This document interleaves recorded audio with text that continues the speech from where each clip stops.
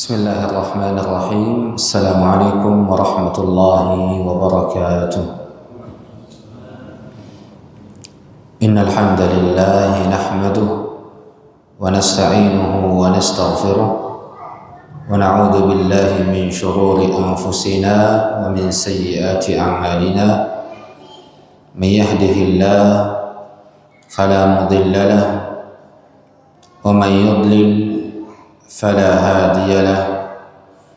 أشهد أن لا إله إلا الله وحده لا شريك له وأشهد أن محمدا عبده ورسوله صلى الله عليه وسلم. أما بعد.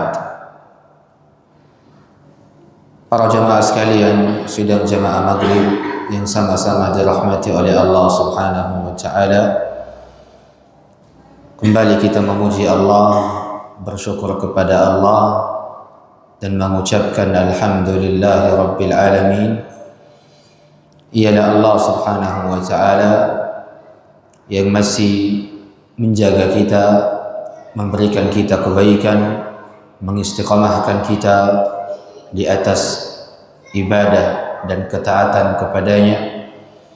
Ialah Allah yang kembali mengizinkan kita untuk melanjutkan apa-apa yang telah kita kaji dari hadis-hadis pokok-pokok hukum karya Al-Imam Abdul Ghani Al-Maqdisi rahimahullah rahmatan wasi'ah, di mana kita telah sampai pada hadis yang ke-44.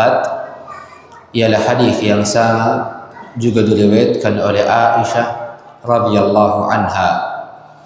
Kata Aisyah radhiyallahu anha, anna umma Habibata ustuhidat 7 sinin, bahwasanya Ummu Habibah itu mengalami istihadah selama 7 tahun. Fasa'alat Rasulullah an dzalik, kemudian Ummu Habibah menanyakan tentang hal tersebut kepada Nabi alaihi salatu wassalam. Maka kemudian kata Ummu Habibah, amarani an aghtasil, baginda Nabi alaihi salatu wassalam menyuruhku untuk mandi. Maka kata Aisyah, kanat taghtasilu li kulli salat, Ummu Habibah itu mandi di setiap salat, di setiap salat. Maka dari hadis ini, hadis Ummu Habibah, beliau mengalami darah istihadah keluar dari dirinya selama 7 tahun berturut-turut. Selama 7 tahun berturut-turut, di mana Ummu Habibah bertanya kepada Nabi, ya Rasulullah, apa yang harus saya lakukan? Kata Nabi alaihi salatu wassalam, mandilah. Maka Ummu Habibah karena kondisinya yang terus menerus keluar darinya darah istihadah selama 7 tahun, setiap kali mau salat beliau mandi. Apakah memang benar demikian? Bagi wanita yang keluar darah istihadahnya setelah darah haidnya, apakah memang sebelum ia salat wajib bagi dirinya untuk mandi, ataukah yang wajib pada dirinya cuma mandi sekali saja kemudian setelahnya berwudu, atau memang wajib bagi dirinya untuk mandi setiap kali mau salat? Maka di sini ada perbedaan di kalangan para ulama. Ada perbedaan di kalangan para ulama. Apakah hukum mandi bagi wanita istihadah untuk salatnya? Apakah setiap mau salat wajib bagi wanita istihadah untuk mandi, ataukah cuma sekali mandi saja? Selepas haidnya selesai mandi, kemudian ia salat sebagaimana biasanya? Maka ini pertanyaan yang mesti untuk dijawab, dan para ulama berselisih pendapat ke dalam 2 pendapat. Pendapat pertama mengatakan wajib bagi wanita istihadah untuk mandi setiap kali ia mau salat. berdasarkan hadis ini. Hadisnya Ummu Habibah. Baginda Nabi alaihi salatu wasallam menyuruhnya untuk mandi. Tapi sayangnya Ummu Habibah mandi setiap kali mau salat. Ini pendapat yang pertama. Pendapat yang kedua mengatakan tidak wajib bagi wanita istihadah mandi setiap kali ia mau salat, kecuali sekali saja. Wanita istihadah itu hanya mandi selepas haidnya usai, selepas haidnya selesai. Kemudian ia mandi walaupun darah masih keluar, tapi darah yang keluar itu bukan lagi darah haid, tapi sudah darah istihadah, maka mandi setelahnya. Kemudian sebelum ia mau salat berwudu. Maka ini pendapat yang kedua, dan ini pendapatnya mayoritas para ulama. Mazhab Abu Hanifah, mazhabnya Imam Malik, dan mazhabnya Al-Imam Ahmad dan beberapa para ulama Syafi'i. Dan mereka berdalil dengan hadis sebelumnya, di mana orang-orang yang keluar darinya darah istihadah itu cukup untuk berwudu saja. Cukup untuk berwudu saja. Tapi sebelum ia berwudu, tentunya ia mandi sekali. Dan mandinya ini adalah bentuk bersihnya ia dari darah haid. Selepasnya kalau mau salat tinggal berwudu.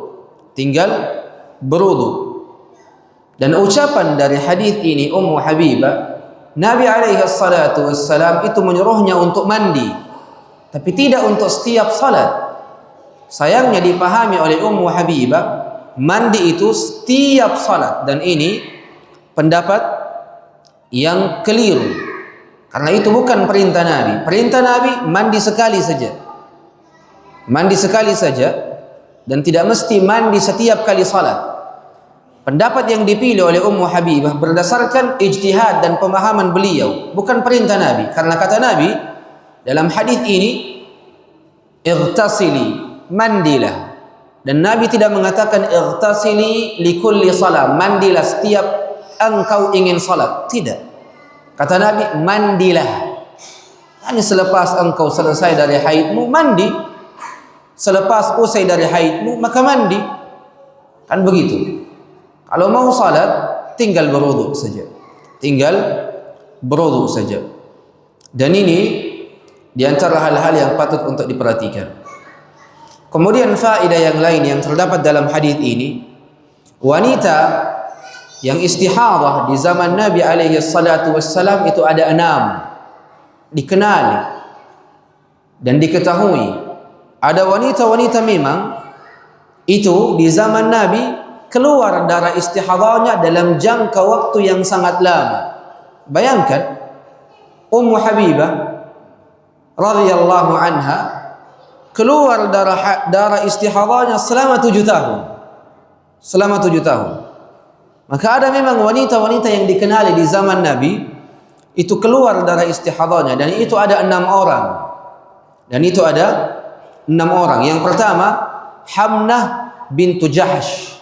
Hamnah bintu Jahash ini adalah istri dari Talha bin Ubaidillah.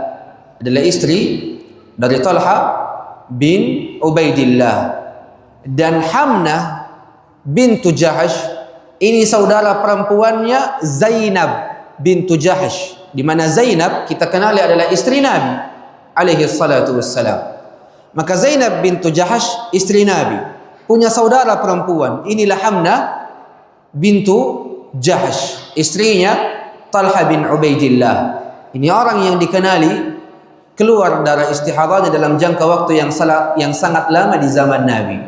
Ini yang pertama, wanita yang pertama. Yang kedua, Ummu Habibah yang ada dalam hadis yang kita sebutkan, di mana Ummu Habibah ini pun juga adalah bintu Jahash, istrinya Abdurrahman ibn Auf. Istrinya Abdurrahman ibn Auf juga dikenali sebagai wanita yang keluar darah istihadahnya. Adapun wanita yang ketiga ialah Fatimah bintu Abi Hubeish Al-Qurasyiyah Al-Asadiyah, Fatimah bintu Abi Hubeish. Yang keempat, Sahlah binti Suhail Al-Qurasyiyah Al-Amiriyah. Yang kelima, Ummul Mukminin, istri Nabi alaihi salatu wassalam. Dikenal juga sebagai wanita yang keluar darah istihadahnya. Siapa beliau? Saudah bintu Zam'ah, istri Nabi alaihi salatu wassalam.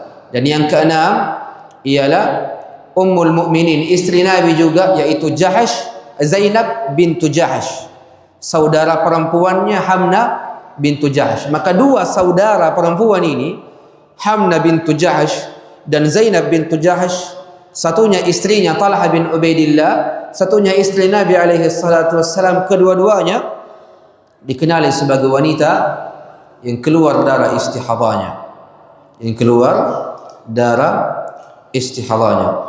Wallahu tabaraka wa ta'ala a'lam. Kita berpindah ke hadis selanjutnya. Hadis Aisyah radhiyallahu anha. Aisyah radhiyallahu anha pernah berkata, "Kuntu aghtasilu ana wan nabiyyu min ina'in wahid kilana junub."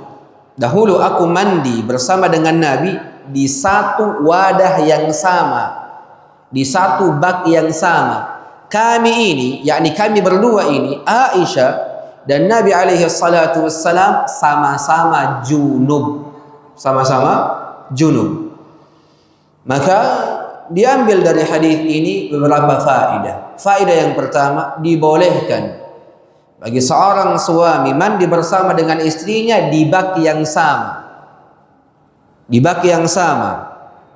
Dan itu tidak menjadi masalah, dan ini disepakati oleh para ulama. Bahkan ketika mereka berdua junub, atau bahkan yang satunya junub, yang satunya tidak, boleh bagi keduanya untuk mandi di bak yang sama.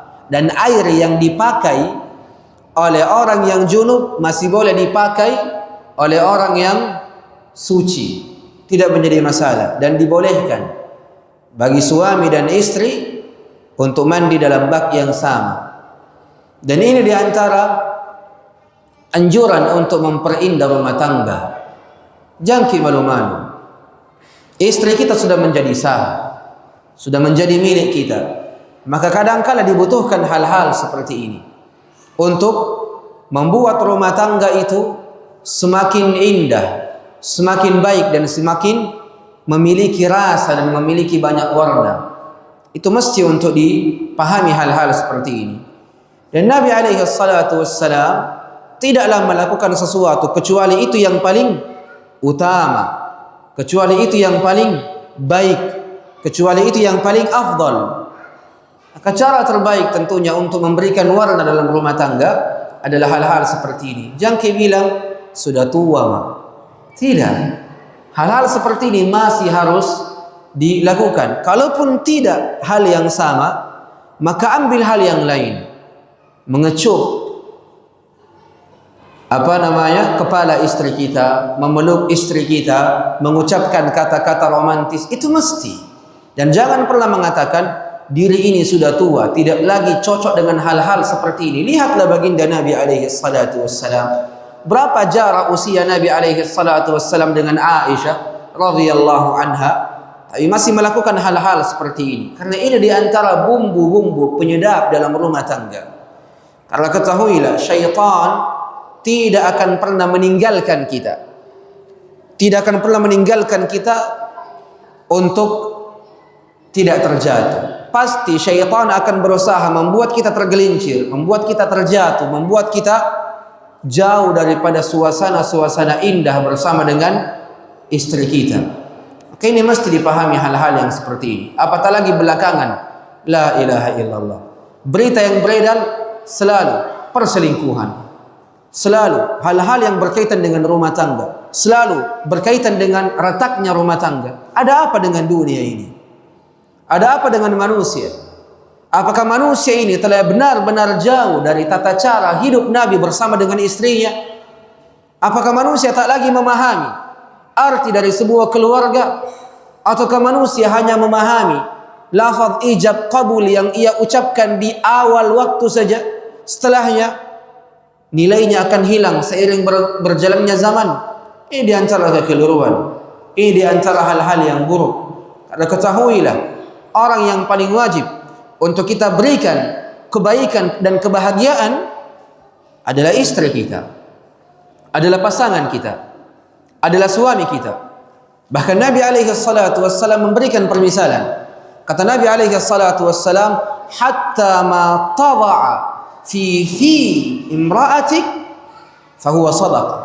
Bahkan sampai pada sesuatu yang engkau letakkan pada mulut istrimu terhitung sebagai sedekah. Menunjukkan apa? Orang yang paling layak untuk kita berikan nafkah, berikan makanan, berikan kebaikan adalah pasangan kita. Dan itu di antara sedekah yang paling terbaik.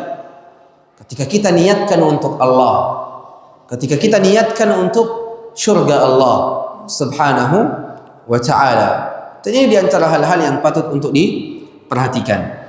Di antara hal yang lain yang terdapat dalam faedah ini ialah air yang sudah dipakai itu masih suci dan boleh digunakan untuk berwudu dan mandi. Yakni air di rumah kita tinggal satu bak, anggaplah satu bak ataupun satu bathtub.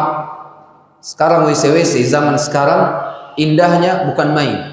Sudah ada tempat tidur di dalam bathtub. Kadang itu yang diisi air. Anggaplah air yang tersisa di rumah cuma satu bathtub. Yang menjadi masalah, suami junub, istri junub. Kapan suami sudah mandi, habis air. Maka apa yang dilakukan? Sama-sama kita mandi di bathtub yang sama. Ambil dari air yang sama. Jangan sampai air itu jatuh. Jangan sampai air itu mengalir. Simpan di bak yang sama. Karena air itu yang sudah kita gunakan untuk mandi, yakni mandi junub dan mandi wajib, masih bisa kita gunakan untuk berwudu. Dan masih bisa digunakan untuk anak-anak kita mandi junub juga. Dibolehkan. Karena air yang sudah terpakai itu masih boleh digunakan untuk berwudu. Apa dalilnya? Baginda Nabi alaihi salatu wassalam pernah suatu ketika berwudu, dan wudunya Nabi itu dibantu oleh salah seorang sahabat.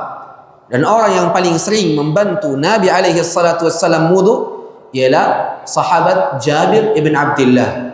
Jabir ibn Abdullah mengambil satu bak, satu timba. Kemudian dengan satu timba ini diperuntukkan untuk Nabi alaihi salatu wassalam berwudu. Nabi alaihi salatu wassalam berwudu dengan satu timba itu. Air bekas wudu Nabi itu diperebutkan oleh para sahabat, yang para sahabat juga ikut berwudu dari air bekas Nabi alaihi salatu wassalam berwudu. Menunjukkan apa? Air bekas boleh digunakan untuk bersuci. Air bekas boleh digunakan untuk bersuci selama syaratnya rasanya tidak berubah, warnanya masih warna air, baunya masih bau air. Tapi kalau tangan dipenuhi dengan tanah, kemudian berwudu dengan itu, air pasti berubah menjadi kecoklatan. Warnanya berubah, tidak boleh lagi digunakan untuk bersuci. Maka bolehnya air bekas digunakan untuk bersuci diikat oleh syaratnya. Warna, bau dan rasa masihlah warna, bau dan rasa air. Belum berubah sama sekali unsur-unsur airnya.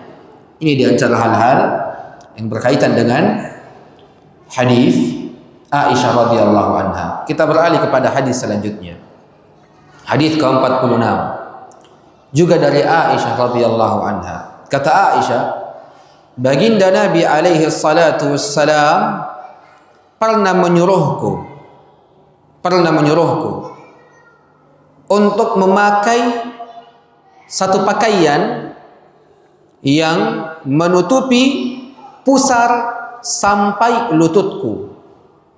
Ketika aku telah memakainya, baginda Nabi alaihi salatu wassalam langsung bercumbu denganku sementara aku sedang haid. Rasulullah langsung mencumbu Aisyah sementara Aisyah sedang haid. muncul sebuah pertanyaan, apa hukum mencumbu istri sedangkan istri dalam kondisi haid? Ketahuilah bahwasanya hal ini dibagi menjadi 3 permasalahan. Dibagi menjadi 3 permasalahan. Permasalahan pertama, diharamkan hubungan badan dengan wanita yang sedang haid.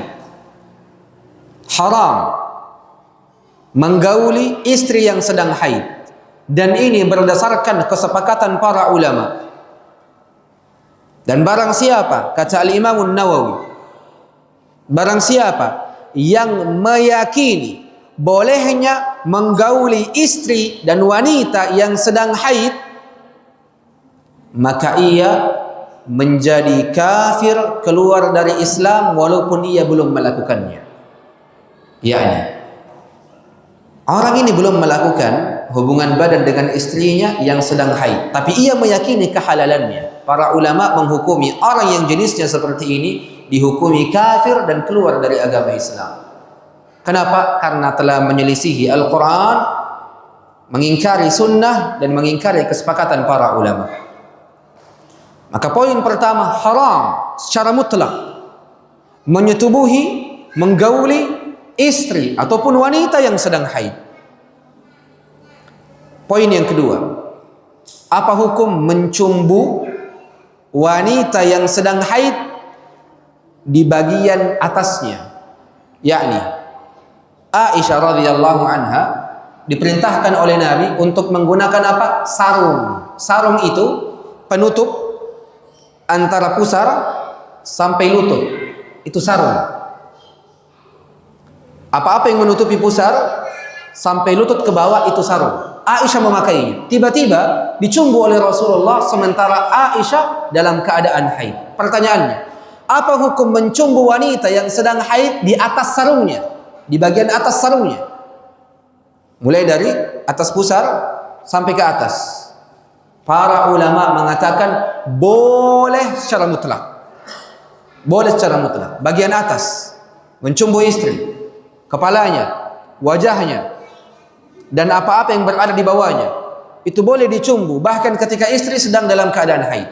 Disepakati oleh para ulama.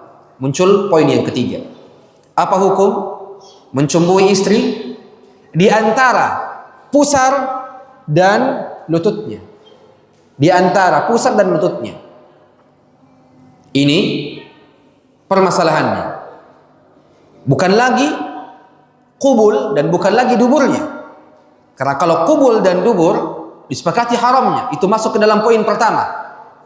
Jima' wanita yang sedang haid haram secara mutlak. Kalau bagian atasnya boleh secara mutlak. Poin yang ketiga, apa hukum mencumbui istri antara pusar dan lututnya? Antara pusar dan lututnya. Maka permasalahan ini terbagi ke dalam 3 pendapat, di mana para ulama berselisih pendapat di dalam masalah ini sampai 3 pendapat. Pendapat yang pertama mengatakan tidak boleh mencumbui istri antara pusar dan lututnya. Tidak boleh. Dan ini pendapat yang pertama. Pendapat yang kedua mengatakan boleh mencumbui istri antara pusar dan lututnya. Dan Al-Imam An-Nawawi dari madhab Syafi'i mengatakan ini yang paling jelas pendalilannya. Pendapat yang kedua ini yang paling baik, kata Al-Imam An-Nawawi dalam madhab Syafi'i. Pendapat yang ketiga, boleh mencumbui istri di antara pusar dan lututnya selama ia yakin bahwa ia mampu menahan dirinya untuk tidak menggaulinya pada kubul dan duburnya. Kalau dubur kan sudah haram. Pada kubulnya ia sudah yakin bahwa ia tidak akan mencumbui istrinya pada kubulnya. Tapi kalau tidak yakin, tidak boleh. Ini 3 pendapat di kalangan para ulama dalam masalah mencumbui istri selain daripada kemaluannya. Pendapat yang mana yang paling kuat? Pendapat yang paling kuat adalah bolehnya mencumbui istri di antara pusar dan lututnya secara mutlak. Boleh bermain bersama dengan istri di antara pusar sampai lututnya selama bukan kemaluan. Selama bukan kemaluan dibolehkan. Boleh bagi suami ketika sudah tidak lagi mampu untuk menahannya, untuk bermain bersama dengan istri di area pahanya, tidak menjadi masalah. Dan itu dibolehkan. Dan muncul pertanyaan yang lain, Ustaz, boleh seseorang bermain dengan istri sedangkan istri sedang haid, kita mengeluarkan di luar? Hukumnya boleh, tidak menjadi masalah. Tidak menjadi masalah. Dan para sahabat pernah melakukan hal demikian. Kata para sahabat, kunna na'zil wal Qur'anu yanzil. Dahulu kami mengeluarkan di luar sementara Al-Quran turun. Ini kata para sahabat. Maka dibolehkan selama ada kebutuhan di situ dan memang keadaan kita benar-benar butuh di situ. Dan ini tidak menjadi masalah insyaallah tabaraka wa taala. Kemudian di sini muncul sebuah hal yang lain yang berkaitan dengan hadis. Apa itu? Haram hukumnya menikahi wanita haid. Haram hukumnya menikahi wanita haid.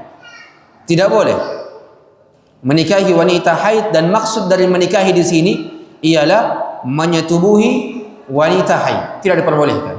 Makanya kata Nabi alaihi salatu wassalam, isna'u kulla syai' illa nikah. Lakukan semua hal bersama dengan istrimu kecuali satu, menggaulinya. Dan kata Nabi, an-nikah, beliau sifati berhubungan badan dengan an-nikah. Lakukan segala hal bersama dengan wanita haid kecuali satu. Boleh duduk bersama dengannya, makan dari bekasnya, minum dari bekasnya, tidur bersamanya, dibolehkan. Kecuali satu, berhubungan badan dengannya. Dan itu memiliki banyak hikmah. Dan hal yang paling penting untuk diyakini, Islam tidaklah melarang kepada sesuatu kecuali di dalamnya ada kebaikan untuk diri dan kebaikan untuk banyak orang. Itu keyakinan dan prinsip yang mesti untuk diyakini. Dan tidaklah Islam mengajak kepada sesuatu kecuali apa yang diajak oleh Islam kepadanya memiliki kebaikan untuk diri dan kebaikan untuk banyak orang. Itulah indahnya Islam. Mengapa Islam melarang menyetubuhi wanita yang haid? Karena ketahuilah, orang-orang Nasrani tidak memiliki hukum ini. Inilah indahnya Islam. Kenapa Allah sifati kita ummatan wasata, umat pertengahan? Karena umat Islam selalu berada di pertengahan antara kaum Yahudi dan kaum Nasrani. Lihat dalam masalah haid, Islam membolehkan segala sesuatu bersama dengan wanita haid kecuali satu, hubungan badan. Ini Islam. Kalau kaum Nasrani membolehkan segala sesuatu, bahkan berhubungan badan dibolehkan, itu kaum Nasrani terlalu bermudah-mudahan. Yahudi terlalu ekstrim. Kaum Yahudi sepakat dalam hukum mereka. Dan ini bagi orang-orang Yahudi yang taat. Ini bagi orang-orang Yahudi yang taat dengan hukumnya. Karena sekarang orang-orang Yahudi juga kayak orang-orang Nasrani, bergampangan pada segala hal. Padahal hukum mereka dalam kitab Taurat itu menjelaskan wanita haid bagi orang Yahudi tidak boleh duduk bersamanya, tidak boleh tidur bersamanya, tidak boleh makan bersamanya, apatah lagi makan dari bekasnya, apatah lagi minum dari bekasnya. Maka apa yang dilakukan oleh orang-orang Yahudi di zaman dahulu? Kalau wanitanya haid, bahkan anaknya yang masih belia, umur 15 tahun haid, beliau buatkan kemah di luar, tenda di luar, suruh tidur di luar. Tidak boleh masuk ke dalam rumah sampai dirinya suci. Bayangkan. Ini ekstrimnya hukum Yahudi. Dan bermudah-mudahannya hukum Nasrani. Bahkan jima, hubungan badan, hubungan seksual dibolehkan kepada wanita yang sedang haid. Adapun Islam berada di pertengahan. Boleh segala hal kecuali satu. hubungan badan. Kenapa? Karena dalam hubungan badan bersama dengan wanita haid ada banyak mudarat, ada banyak keburukan. Di antaranya, seseorang yang berhubungan badan bersama dengan wanita haid itu akan menambah kotoran dan penyakit pada wanita yang sedang haid. Menambah kotoran dan penyakit pada wanita haid. Karena ketahuilah, Islam mensifati haid itu sebagai adza, kotoran dan gangguan. Jadi orang-orang yang menyetubui wanita haid dalam keadaan ia sedang haid, ini menambah kotoran yang ada dalam tubuhnya. Ini menambah kotoran yang ada pada tubuhnya. Sebab yang kedua dan hikmah yang kedua, kenapa Islam melarang hubungan badan bersama dengan wanita haid? Karena hubungan badan bersama dengan wanita haid itu akan memasukkan bakteri ke dalam rahimnya. Ke dalam rahimnya. Karena haid itu tersambung dengan rahim. Makanya muncul pertanyaan, kenapa wanita kalau hamil tidak haid-haid nih? Muncul pertanyaan ini. Kalau wanita tidak hamil, pasti haidnya datang di setiap bulannya sesuai dengan siklus waktunya. Tapi muncul pertanyaan, kok kalau jadi wanita hamil tidak ada haid keluar? Kemana itu darah? Ketahuilah, darah itu menuju kepada janin yang sedang dikandungnya, sebagai vitamin, sebagai kebaikan bagi janin yang sedang dikandungnya. Darah itu menuju kepada janin. Dan ketahuilah, haid itu bukan darah kotor, darah murni yang keluar tanpa sebab. Maka kalau seseorang disetubuhi dalam kondisi dirinya sedang haid, dikhawatirkan ini memasukkan bakteri kepada rahimnya. Kemudian sebab yang ketiga dan hikmah yang ketiga, kenapa Islam melarang pemeluknya menggauli wanita yang sedang haid? Sebab yang ketiga, karena tubuh wanita yang haid itu sangat lemah. Sangat lemah.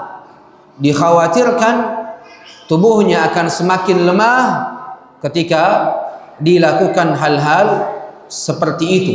Dan sebab yang keempat dan hikmah yang keempat, penyakit, kotoran dan keburukan akan berpindah kepada lelaki ketika ia melakukan hubungan badan bersama dengan wanita haid.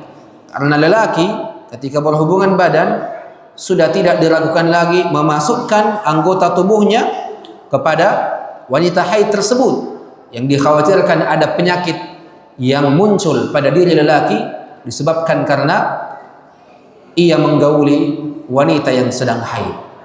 4 hikmah kenapa Islam melarang dari menggauli wanita haid. Sebabnya karena kebaikan untuk sang wanita dan kebaikan untuk sang lelaki.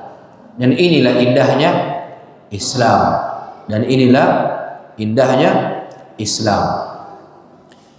Kemudian kita beralih kepada hadis terakhir. Dalam hadis haid ialah hadis Aisyah, kana yukhriju ra'sahu ilayya wa huwa mu'takif fa aghsiluhu wa ana haid.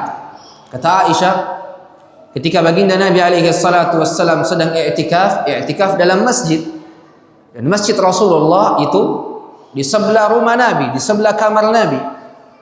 Maka ketika baginda Nabi sedang i'tikaf di Masjid Nabawi, beliau mengeluarkan kepalanya kepada Aisyah, yang dimana Aisyah mencuci kepalanya sementara Aisyah sedang haid.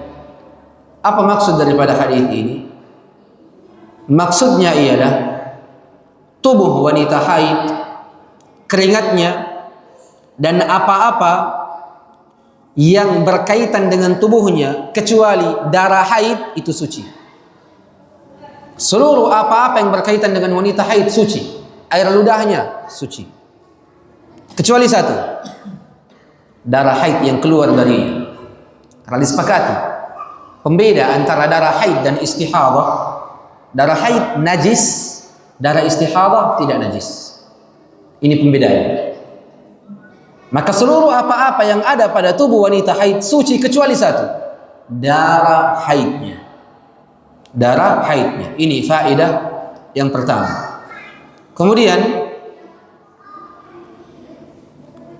ketahuilah bahwasanya i'tikaf itu adalah sebuah tekad yang kuat yang dilakukan 10 malam terakhir dari bulan Ramadan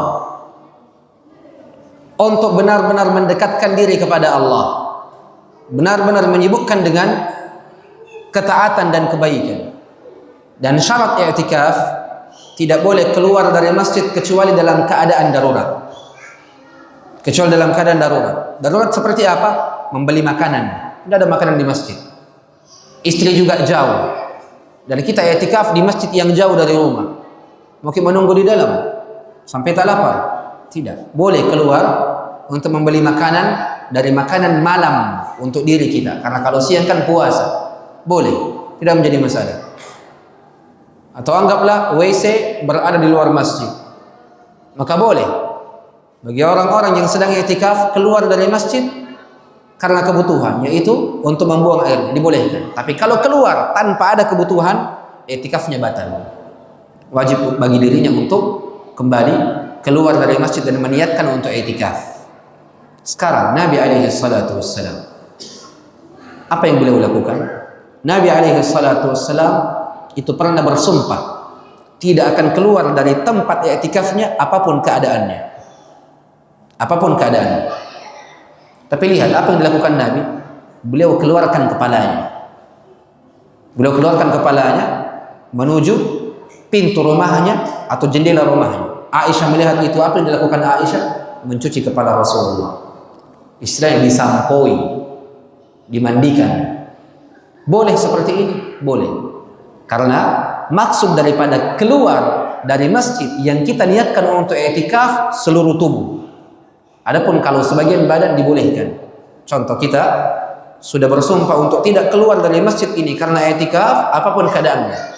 Tapi tiba-tiba ada orang atau ada kerusuhan yang terjadi di luar masjid. Maka kita buka pintu masjid dan kita keluarkan kepala untuk menengoknya. Hukumnya boleh. Karena sebagian dia yang keluar. Kapan membatalkan i'tikaf? Kalau kita keluar tanpa ada kebutuhan dan seluruh badan yang keluar. Seluruh badan yang keluar. Ini dibolehkan dan tidak menjadi masalah insyaallah tabaraka wa taala. Terakhir, pembahasan haid ialah apa hukum wanita haid menyentuh Al-Qur'an, menyentuh Al-Qur'an. Para ulama berbeda pendapat dalam masalah ini. Para ulama berbeda pendapat dalam masalah ini. Sebahagian mengatakan tidak boleh menyentuh Al-Quran kecuali orang yang suci. Sebagian yang lain mengatakan boleh menyentuh Al-Quran secara mutlak walaupun tidak suci. Pendapat mana yang paling kuat? Ambil pertengahannya. Kalau engkau adalah wanita yang haid, boleh menyentuh Al-Quran, memegang Al-Quran selama ada alas, ada pelapis antara tubuhmu dan Al-Quran.